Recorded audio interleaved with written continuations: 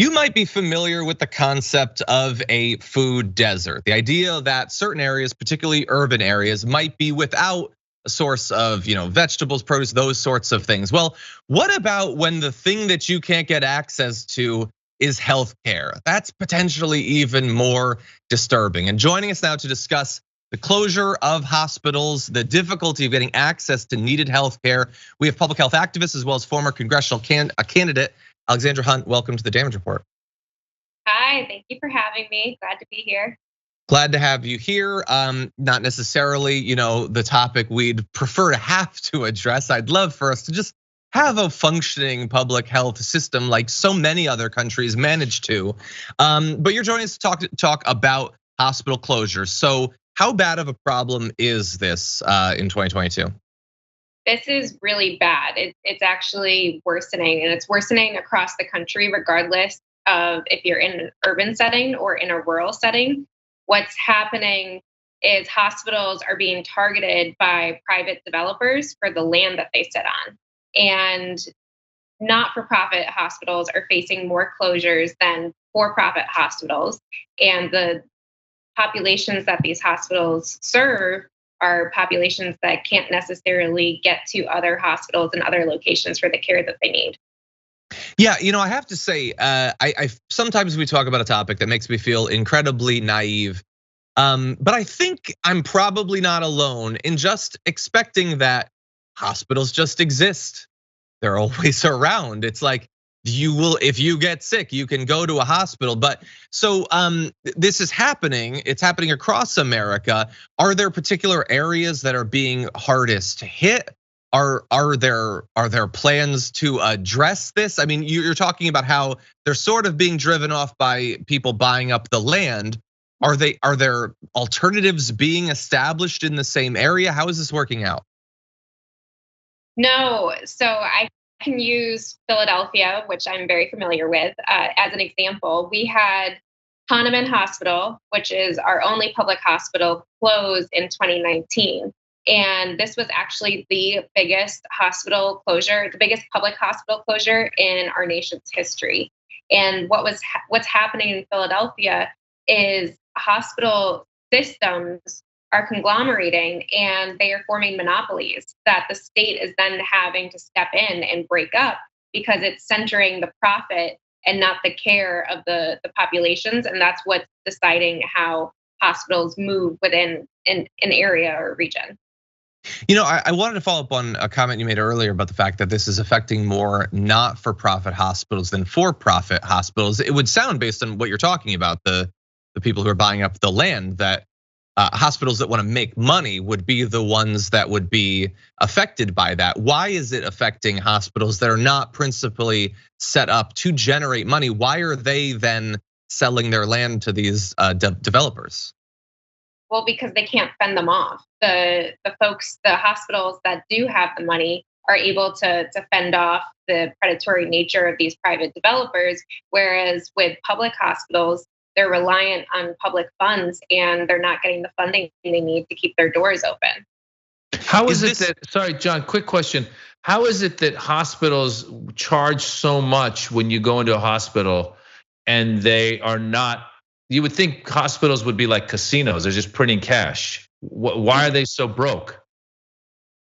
Public hospitals are broke because they're using they're servicing a patient population that is on the public option, and they're not getting enough back from either Medicaid or Medicare to be able to continue to run their hospital. And is this a problem that is being just exacerbated by the pandemic? Is it born of the pandemic, or were we seeing this trend even before 2020?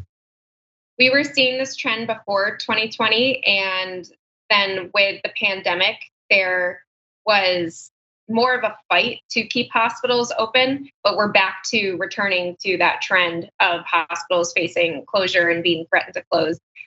In Philadelphia, another one of our hospitals was threatening to close because it just wasn't getting the funds that it needed and the support that it needed to keep its doors open. And we are still in a pandemic. Hahnemann Hospital, which is set up to be a hospital, and yes, it does need to have some investment into it to reopen its doors. But it was decided during the pandemic that they were going to keep it closed to get a tax break rather than fight to reopen the hospital to care for Philadelphia while we move through a global pandemic. Okay. Would the solution be for the government to subsidize hospitals and make those available readily to the population, or would it be, or is it to privatize them? What would the solution be? No, it's definitely for the federal government to provide funds for community-based care and for public health systems and for public hospitals. I know during a lot of the conversations over the past 2 years about infrastructure, there have been those who have been saying we need to focus not just on hard infrastructure like streets and bridges, but human infrastructure. It feels like the proper funding, the appropriate levels of funding for these hospitals would be a part of that. Was there anything in the bills that they did eventually pass that might help over time with this? Is anything being worked on in Congress right now that gets to this gap in funding? No, I don't think that this has been the alarm has not been sounded loud enough that people are recognizing that there is a pattern of hospitals being pushed out by private developers. Okay. And are there any politicians that you see beginning to work on this, starting to raise concerns about this? Well, when Hahnemann closed, Senator Sanders was very much involved. State Senator Nina Turner was very much involved. And then we had our local politicians who are typically more left-leaning in their politics, who were standing concerned for the loss of jobs, the loss of care, that this cannot happen.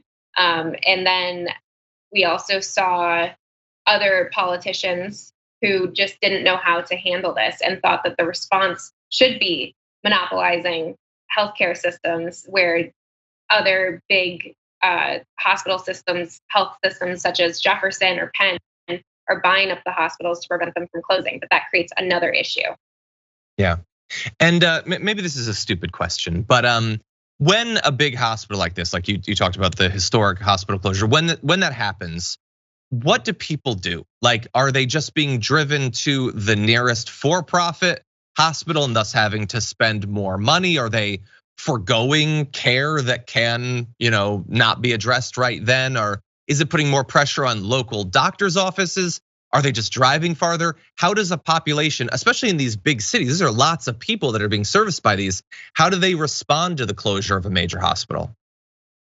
It was thousands of people being serviced by Hahnemann. And yes, you tackled pretty much all of it. You see a greater wait time at other hospitals and other ERs. You see people dying in ambulance rides because they're too long. You see people slipping through the cracks because when you have a chronic condition such as cancer, you need very coordinated care. And if your primary care center is no longer coordinating that care for you, you slip through the cracks and you either get sicker or unfortunately die.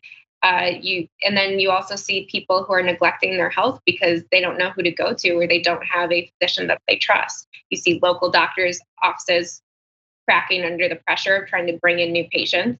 All of it. The whole system suffers. Okay. And finally, so we don't have a major national plan that's yet being pushed. We have some politicians are talking about it, but doesn't yet seem like there's a real champion on this topic. For people watching who might care about this topic, do you have any advice for what you'd like to see them do to help raise awareness about these closures? It falls under the umbrella of Medicare for all, and that everybody should have healthcare, and that we need to get the profit out of our healthcare systems. So it continues to be pushing for candidates and politicians who are willing to fight the for-profit health insurance systems and companies to remove the profit from it and to actually care and provide care for people in our entire country. Okay, well, we will continue to push for that. Alexandra, I want to thank you for your work in raising awareness about this and joining us on the show today. Thank you. Thank you for having me.